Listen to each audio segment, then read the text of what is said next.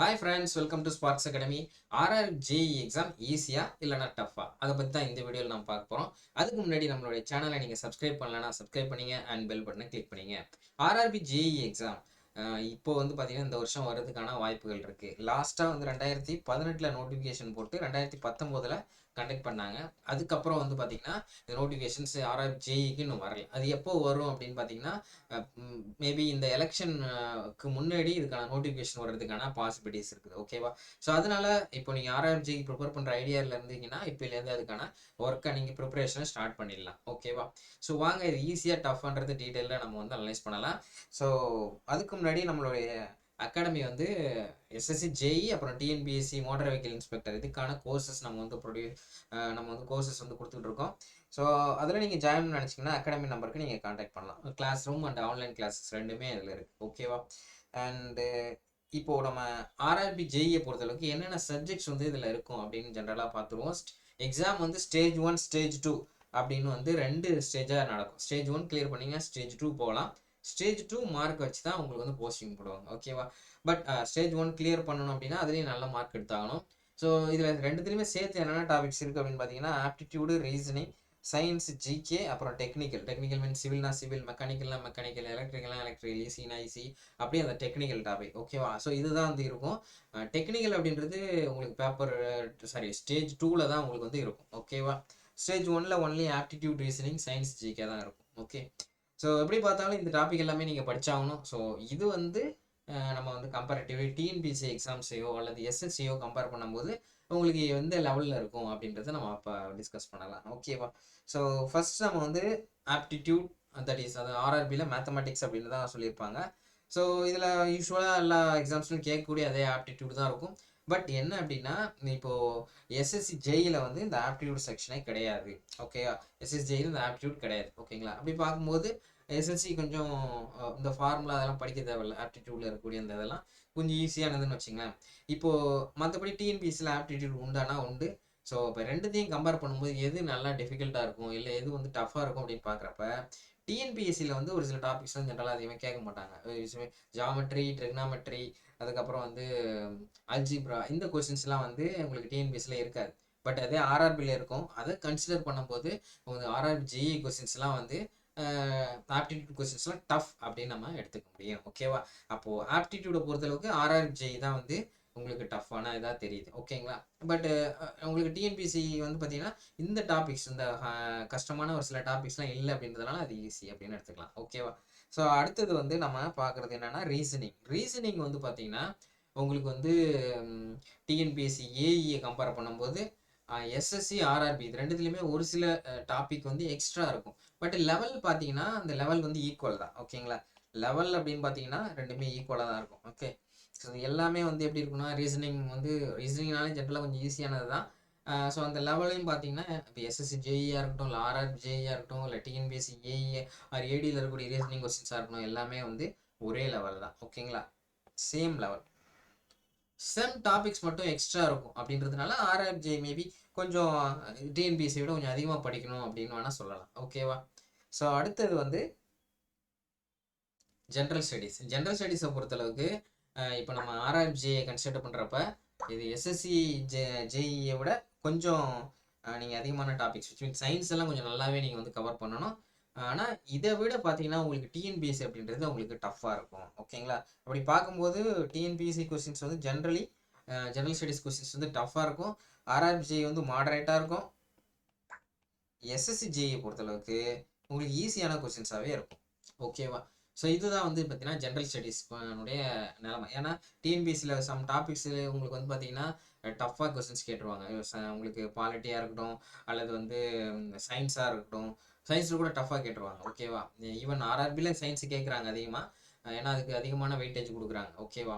So உங்களுக்கு RRB பார்த்தீங்கன்னா moderate லெவலில் வச்சுக்கலாம். டிஎன்பிஎஸ்சி வந்து யூனிட் 8, யூனிட் 9 இன்னும் நிறைய டாபிக்ஸ் படிக்கணும். அண்ட் அதனுடைய லெவலும் கொஞ்சம் அதிகமான லெவலாக இருக்கும். ஓகேவா? கம்பேரிட்டிவ்லி பார்க்கும்போது நம்ம டிஎன்பிஎஸ்சி கொஞ்சம் டஃப்னு எடுத்துக்கலாம். ஓகேவா? ஸோ RRB இதில் மாடரேட் லெவலில் வருது ஜென்ரல் ஸ்டடீஸ் பொறுத்தளவுக்கு. அடுத்தது வந்து முக்கியமான நமக்கு வர வேண்டியது மெயினாக அதிகமான கொஸ்டின்ஸ் கேட்கக்கூடிய டெக்னிக்கல் எபிலிட்டிஸ். இது வந்து RRB ஜேஇயில் ஸ்டேஜ் 2வில் வந்து பார்த்தீங்கன்னா உங்களுக்கு 100 கொஸ்டின்ஸ் கேட்பாங்க. ஓகேவா? ஸோ இது பார்த்தீங்க அப்படின்னா, உங்களுக்கு வந்து நம்ம 2 இதா கம்பேர் பண்ணலாம். ஓகேங்களா? இப்போ இந்த ஆர்ஆர்பி ஜேஇ கொஸ்டின்ஸ் எடுத்துக்கும்போது, எஸ்எஸ்சி ஜேஇ கொஸ்டின்ஸும் வந்து பார்த்தீங்கன்னா, ஈக்குவலா தான் இருக்கும் எப்பயுமே. ஆர்ஆர்பி ஜேஇ கொஸ்டின்ஸும், எஸ்எஸ்சி ஜேஇ கொஸ்டின்ஸும் ஈக்குவலா தான் இருக்கும். ஆனா லாஸ்ட் டைம் நடந்த எக்ஸாமினுடைய கொஸ்டின் பேப்பர்ஸ்லாம் நம்ம பார்க்கும்போது, எஸ்எஸ்சி ஜேஇல ஒரு ப்ராப்ளம்ஸ் கொஞ்சம் அதிகமா கேட்டிருக்கிறது நமக்கு தெரிய வருது. ஓகேங்களா? ஆர்ஆர்பி ஜேஇய கம்பேர் பண்ணும்போது, எஸ்எஸ்சில கொஞ்சம் ப்ராப்ளம் அதிகமா கேட்டிருக்காங்க. ஆனா கொஸ்டினோட லெவல் அப்படின்றது சேமான லெவல் தான். இது 2 பார்த்தீங்கன்னா, உங்களுக்கு டிப்ளோமா லெவல்ல வரும். ஸோ இதே போல டிஎன்பிஎஸ்சியோட கம்பேர் பண்ணும்போது, டிஎன்பிஎஸ்சில ஜேஇ அல்லது ஜேடிஓ அல்லது மோட்டார் வெஹிக்கிள் இன்ஸ்பெக்டர் அல்லது ஃபோர்மேன் இந்த மாதிரியான சப்ஜெக்ட்ஸ் நம்ம கம்பேர் பண்ணும்போது, இது வந்து பார்த்தீங்கன்னா, உங்களுக்கு வந்து அந்த லெவல் அப்படின்றது ஈக்குவல். ஓகேவா? Same level.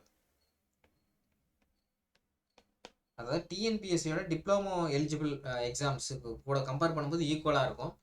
அதுவே நீங்கள் டிஎன்பிஎஸ்சி ஏஇ ஏடி அந்த மாதிரி நீங்கள் டிகிரி லெவல் இதுக்கு கூட கம்பேர் பண்ணும்போது இதெல்லாம் உங்களுக்கு வந்து டஃப்பாக இருக்கும். ஓகேவா? ஸோ அதனால் நம்ம என்ன எக்ஸாம் நீங்கள் டிப்ளமோ படிச்சிருக்கீங்க அப்படின்னா ஒன்லி நீங்கள் வந்து இந்த லெவல் எல்லாமே உங்களுக்கு சேமாக தான் இருக்கும். ஓகேவா? ஸோ இப்போ ஆர்ஆர்பி ஜேஇ அப்படின்றது வந்து உங்களுக்கு எஸ்எஸ்சியோட ஈக்குவலாக இருக்கும். அண்ட் ஜேடியூவில் எம்இஏ அல்லது ஜேஇயோட ஈக்குவலாக இருக்கக்கூடிய லெவலில் தான் இருக்கும் கொஸ்டின்ஸ். ஓகேங்களா? உங்களுக்கு டிஎன்பிஎஸ்சியில் இருக்கக்கூடிய ஏஇ அதாவது அசிஸ்டன்ட் இன்ஜினியர் அல்லது அசிஸ்டன்ட் டைரக்டர், ஸோ இந்த மாதிரியான போஸ்ட் வந்து வந்துச்சுன்னா அந்த கொஸ்டின்ஸ் வந்து பார்த்தீங்கன்னா டெக்னிக்கலில் உங்களுக்கு டஃப்பாக இருக்கும். Technical civil R mechanical R electrical R ECE, so எந்த டாப்பிக்கோ அந்த டாபிக் நம்ம சொல்கிறோம் ஜென்ரலாக. ஓகேங்களா? இதுக்கப்புறம் நம்ம தனித்தனியாக ஒவ்வொரு மெக்கானிக்கல், சிவில்னா சிவில் தனித்தனியாக அதை நம்ம அனலைஸ் பண்ணி ஆர்ஆர்பி கொஸ்டின்ஸ் பற்றி அனலைஸ் பண்ணி போட போகிறோம். ஓகேங்களா? ஸோ டோட்டலாக பார்க்கும்போது ஓவராலாக இந்த எல்லா சப்ஜெக்ட்ஸும் பார்க்கும்போது டஃப்னஸ் லெவல் ஆஃப் எக்ஸாம் எப்படி இருக்கும் அப்படின்னு பார்த்தீங்கன்னா, போத் நீங்கள் வந்து இப்போ ஸ்டேஜ் 1 ஸ்டேஜ் 2 ஆர்ஆர்பி ஜேஇயில் எடுத்துக்கலாம். அதே போல் எஸ்எஸ்சி ஜேஇயில் பேப்பர் 1 பேப்பர் 2 அது எடுத்துக்கலாம். அது அப்புறம் ஒரு டிஎன்பிஎஸ்சியில் வந்து இருக்கக்கூடிய அந்த ரிட்டன் எக்ஸாம்ஸ் எடுத்துக்கலாம். இது எல்லாத்தையுமே கம்பேர் பண்ணும்போது உங்களுக்கு எது கஷ்டமாக இருக்கும் அப்படின்னு பார்த்தீங்கன்னா, டிஎன்பிஎஸ்சி ஏஇன்றது டஃப்பானது கொஸ்டின்ஸாக இருக்கும். ஓகேங்களா? எக்ஸாமுடைய லெவல் டஃப்பாக இருக்கும். ஆர்ஆர்பி ஜேஇன்றது மாடரேட்டாக இருக்கும். எஸ்எஸ்சி ஜேஇன்றது கம்பேரிட்டிவ். இது எல்லாமே கம்பேரிட்டிவ்லி தான் சொல்கிறேன். ஸோ ஒவ்வொரு இயரும் கொஞ்சம் கொஞ்சம் வேரி ஆகும். ஆனால் ஜென்ரலாக பார்க்கும்போது உங்களுக்கு வந்து ஆர்ஆர்பி ஜேஇ என்னன்னா மாடரேட் லெவல். ஓகேவா? அப்படி பார்க்கும்போது உங்களுக்கு வந்து எஸ்எஸ்சி ஜேஇ விட கொஞ்சம் அதிகமான டிஃபிகல்ட்டி லெவல் இருக்குன்னா ஆப்டிடியூட் இந்த மாதிரி ஒரு சில டாபிக் சயின்ஸில் அதிகமான கொஸ்டின்ஸ் கேட்குறது, இதனால தான் அது வந்து அதிகமாக போகுது. ஓகேங்களா? பட் கரெக்டாக பிளான் பண்ணி படித்தோம் அப்படின்னா இந்த மாடரேட் அப்படின்றது நமக்கு ஈஸியாக மாறிடும். ஓகேங்களா? ஸோ ஈஸியாக நம்ம வந்து இந்த எக்ஸாம்ஸை கிளியர் பண்ண முடியும். ஓகேவா? ஃபர்ஸ்ட் நீங்கள் என்ன பண்ணணும் அப்படின்னா, இப்போ ஸ்டேஜ் 1 அதில் இருக்கக்கூடிய டாபிக்ஸ் நீங்கள் ப்ரிப்பேர் பண்ண ஆரம்பிக்கணும். கூடவே நீங்கள் ஸ்டேஜ் 2க்கான அந்த டாப்பிக்கையும் நீங்கள் ப்ரிப்பேர் பண்ணுறது நல்லது. ஸோ எக்ஸாம்ஸ் ஒன்ஸ் வந்து உங்களுக்கு ஜேஇனுடைய ஸ்டேஜ் 1 முடிஞ்சோடனே ஸ்டேஜ் 2 அதுக்கப்புறம் ஒரு 2 months கழிச்சு தான் இருக்கும். ஓகேங்களா? ஸோ அந்த கேப்பில் எகெயின் ஒரு தடவை ரிவைஸ் பண்ணுறது கரெக்டாக இருக்கும். ஓகேவா? ஸோ ஓவராலாக பார்க்கும்போது ஆர்ஆர்பி ஜேஇனுடைய லெவல் அப்படின்றது உங்களுக்கு மாடரேட் ஆனது. ஓகேங்களா? விச் மீன்ஸ் எஸ்எஸ்சி ஜேஇ விட கொஞ்சம் லெவல் அதிகமாக இருக்கும்.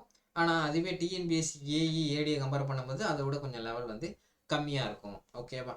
ஸோ இதுதான். ஆனால் இதுவே நீங்கள் சேலரி அப்படிலாம் கம்பேர் பண்ணுறீங்க அப்படின்னா எஸ்எஸ்சி ஜேஇ விட வந்து பார்த்தீங்கன்னா சேலரி உங்களுக்கு வந்து அதிகமாக இருக்கும் ரயில்வேஸில். அதே போல் வந்து பார்த்தீங்கன்னா உங்களுக்கு டிஎன்பிஎஸ்சி ஏஇ அளவுக்கு அதுக்கு அதை விட கொஞ்சம் அதிகமாகவே இருக்க வாய்ப்பு இருக்குது. ஓகேங்களா? அதே போல் உங்களுக்கு அந்த கிரேடு பார்த்தீங்க அப்படின்னா உங்களுக்கு எஸ்எஸ்சி ஜேஇ விட கிரேடு வந்து ஆர்ஆர்பி ஜேஇ கொஞ்சம் கம்மி தான். ஓகேங்களா? பட் சேலரி வந்து எஸ்எஸ்சியை விட கொஞ்சம் அதிகமாக இருக்கும். ஓகேவா? ஓகே. ஸோ அப்போது கரெக்டாக பிளான் பண்ணி படிச்சிங்க அப்படின்னா இந்த எக்ஸாம்ஸை கிளியர் பண்ணலாம். அடுத்த வீடியோவில் நம்ம என்ன பார்க்க போகிறோம்னா ஆர்ஆர்பி ஜேஇனுடைய பேட்டர்ன் அண்டு சிலபஸ் என்ன அப்படின்றத நம்ம பார்க்கலாம். ஓகேவா? ஸோ நம்ம அகாடமியில் எஸ்எஸ்சி ஜேஇ அப்புறம் TNPSC motor vehicle inspector combined engineering subordinate சர்வீசஸ்க்கான கோர்சஸ் அப்படின்றத நம்ம ஸ்டார்ட் பண்ணுறோம். நியூ பேட்சஸ் இன்னிலேருந்து ஸ்டார்ட் ஆகுது. 18/1/2024 classroom courses and online courses. அகாடமியில் ஜாயின் பண்ணணும்னு நினைக்கிறவங்க 8190879379 இந்த நம்பருக்கு கால் பண்ணுங்கள். இது இல்லாமல் டெஸ்ட் சீரிஸ் புக்ஸ் இது எல்லாமே அவைலபிளாக இருக்குது.